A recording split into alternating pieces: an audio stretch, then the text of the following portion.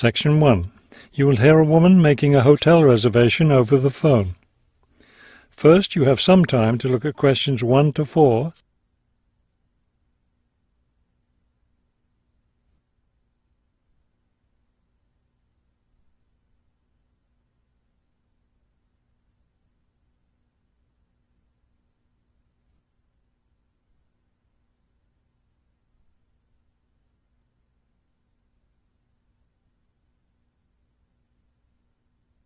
You will see that there is an example that has been done for you. On this occasion only, the conversation relating to this will be played first. Good afternoon, Grandview Hotel. Yes, hello. I'm planning to spend a few days in your city next week, and I'd like to, make a reservation. The man answers the phone. Grandview Hotel? So the word Grandview has been written at the top of the form. Now we shall begin. You should answer the questions as you listen, because you will not hear the recording a second time. Listen carefully and answer questions 1 to 4. Good afternoon, Grandview Hotel. Yes, hello. I'm planning to spend a few days in your city next week, and I'd like to, make a reservation. Of course. When did you want to stay here? Next week, Wednesday night and Thursday night. So that's February 13th and 14th. Yes, that's right. And how many guests will there be? Just me. So, do you have a room available? Yes, we do. I'll just need to take some of your information. May I have your name, please? Oh, right, yes. It's Roxanne Wilson. Wilson. Thank you, Miss Wilson. And may I have your credit card number? It's 233-618-9872. 9872. Got it. All right, Miss Wilson. I have your reservation confirmed. Can I help you with anything else?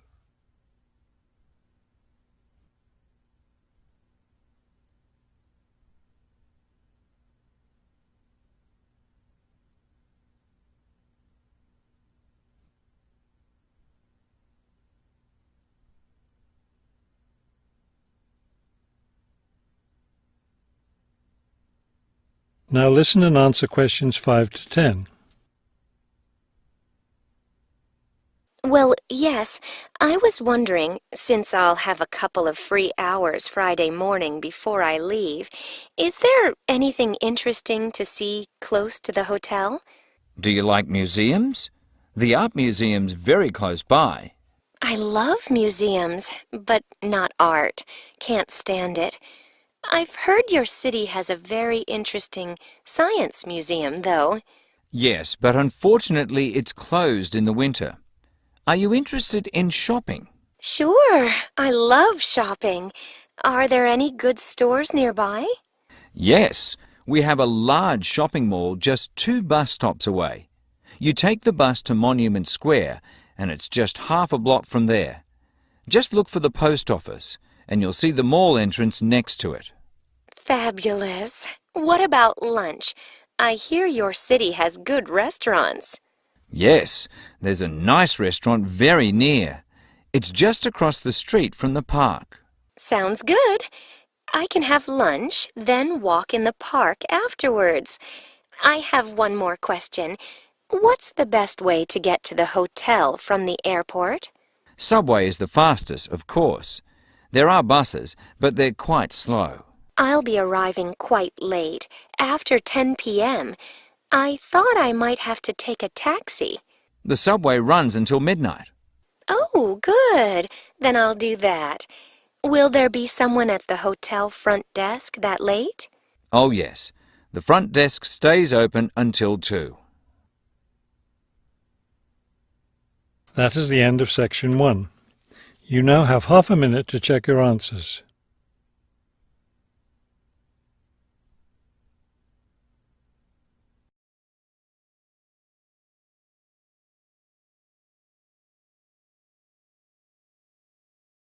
Section 2.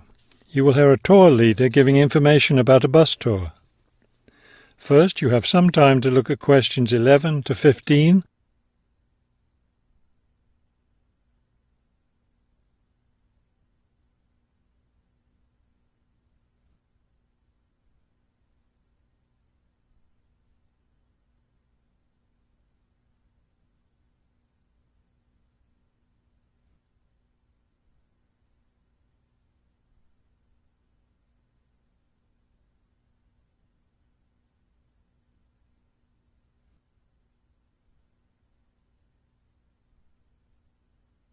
As you listen to the first part of the talk, answer questions 11 to 15.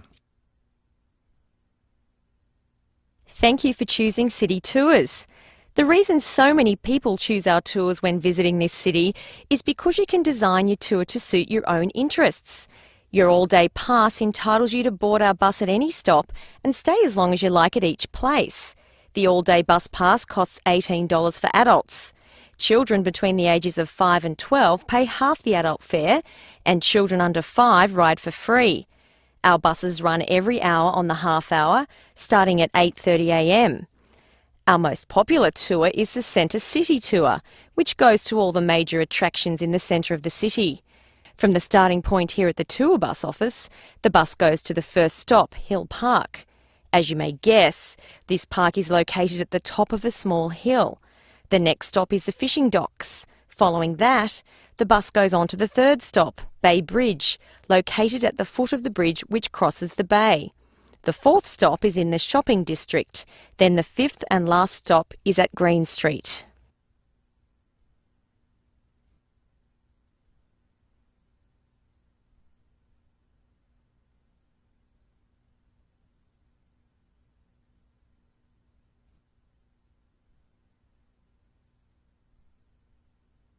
Now listen and answer questions 16 to 20.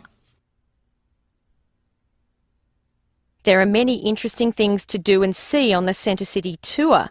At the first stop, you can enjoy a spectacular view of the bay, the city, and especially of the fishing docks, which are located at the foot of the hill. At the second stop, you can walk around and look at the boats. Fresh fish from the bay is also for sale here, since this is the place where the fishermen bring in their catch. The next stop is where some of the city's finest seafood restaurants are located, so you might want to plan a lunch stop here. You can eat fresh fish here, prepared in the traditional local way. The fourth stop is, of course, where you can do your shopping. Don't miss the opportunity to purchase some of our city's famous handmade baskets. You'll want to take several home as souvenirs of your visit to our city. Finally, at the last stop on the tour, you can visit one of the oldest buildings in our city, the theatre. This building was built over 400 years ago and is still used today as a place to see plays, musicals and other performances, as well as our annual film festival. That is the end of section 2. You now have half a minute to check your answers.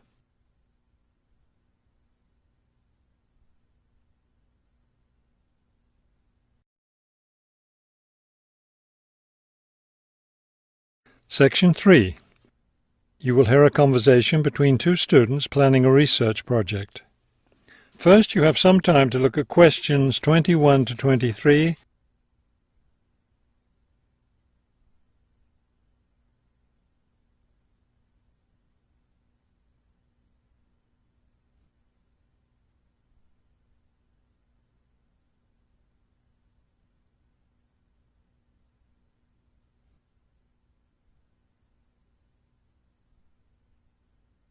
As you listen to the first part of the conversation, answer questions 21 to 23. We'd better start planning our research project because we don't have much time left before it's due. I know, only 3 more weeks. Is that all? I thought we had more time than that. Well, let's get to work then. Okay, so we agreed we're going to interview shoppers about their spending habits. Did we decide to conduct our interviews at the department store? We haven't decided anything definitely yet, but I think the shopping mall would be a better place. We'd get more of a variety of shoppers there. Yes, that's a good point. So let's do that. How many interviews did the professor say we had to complete? She said at least 30. That sounds like a lot, doesn't it? Yes, but if we divide it up between the two of us, that's just 15 each. That's not so bad.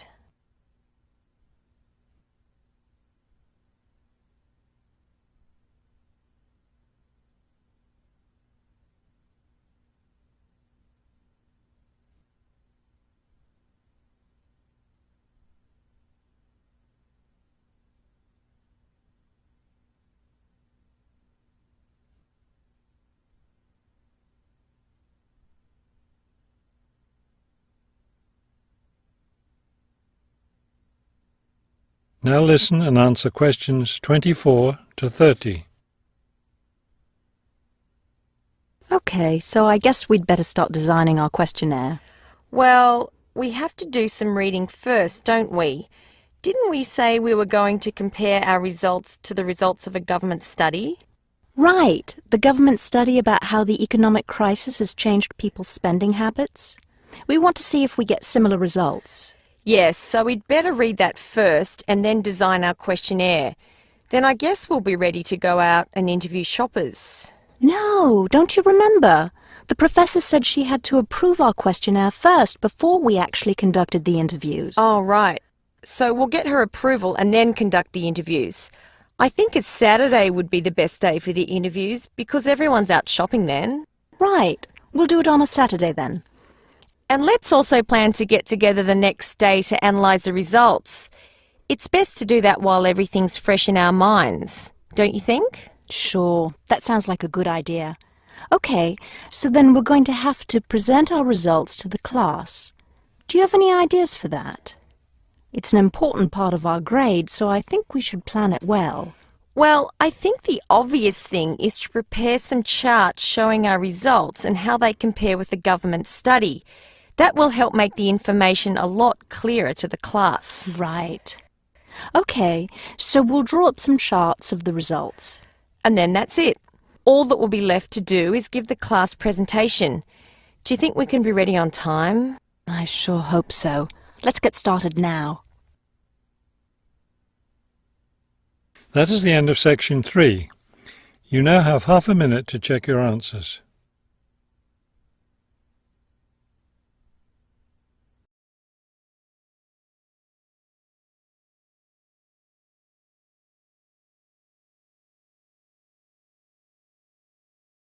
Section 4.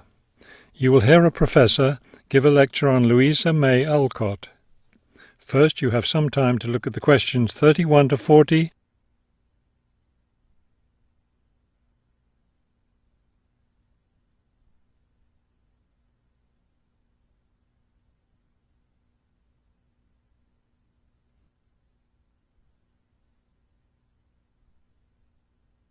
Now listen carefully and complete the timeline in questions 31 to 40.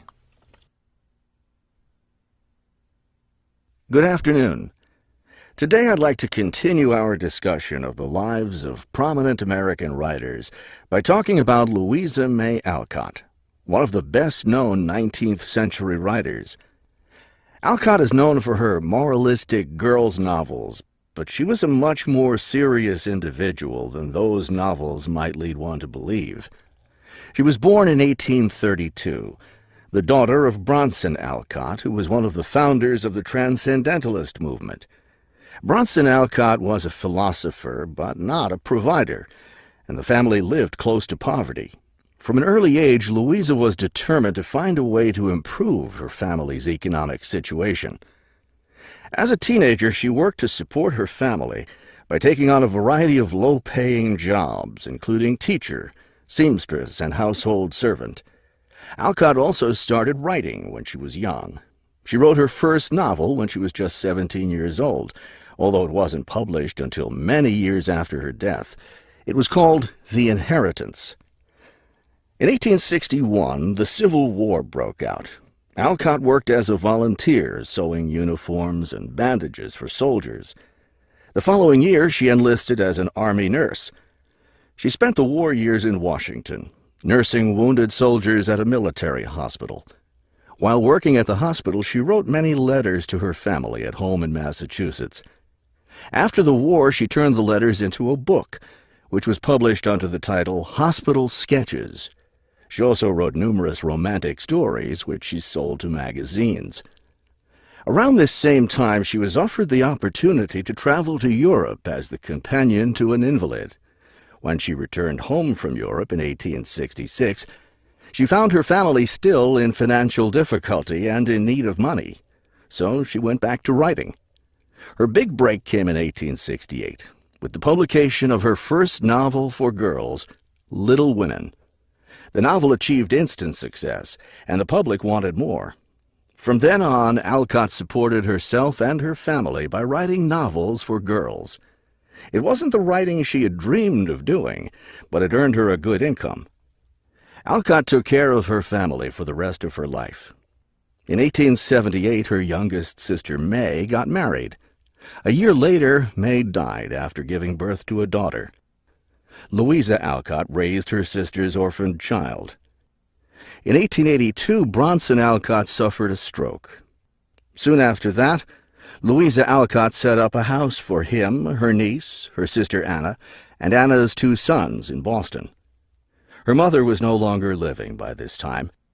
Alcott was still writing novels for girls, including 2 sequels to Little Women, Little Men and Joe's Boys.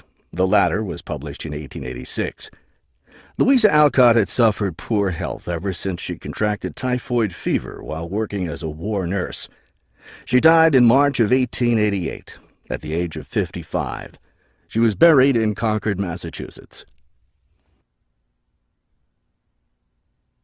That is the end of section 4. You now have half a minute to check your answers.